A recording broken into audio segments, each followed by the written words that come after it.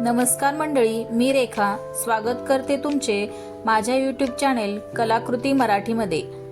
तर मंडळी, आज आपण पाहणार आहोत, बघा तुम्हीही पाहिलं असेल, बऱ्याच लोकांच्या घरामध्ये किंवा आपल्याही घरामध्ये मंदिरात आपण जो कलश पुजतो त्याच्यावरचा नारळ असतो तो त्याला कोंब येतो, म्हणजे तो उगवतो।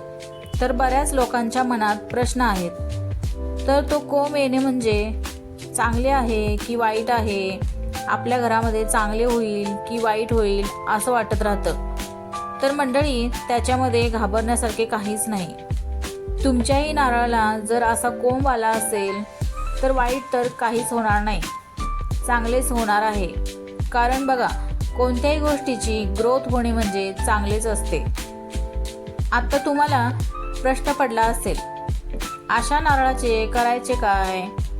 तर बघा, काहींच्या घरामध्ये नारळ वर्षातून एकदाच बदलतात, तर काहींच्या घरामध्ये हा नारळ महिन्याच्या अमावास्येला बदलतात। मग बदललेला नारळ आपण पाण्यामध्ये सोडून न देता हा नारळ आपल्या दारात, परसात किंवा शेतात लावावा व त्याची पूजा करत राहावी। कारण हा नारळ म्हणजे साक्षात लक्ष्मीच असते।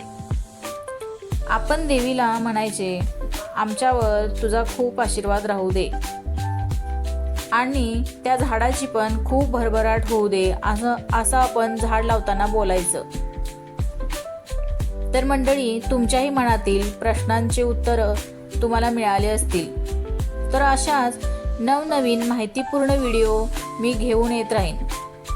व्हिडिओ आवडला असेल तर व्हिडिओला लाईक, शेअर आणि सबस्क्राईब करायला विसरू नका।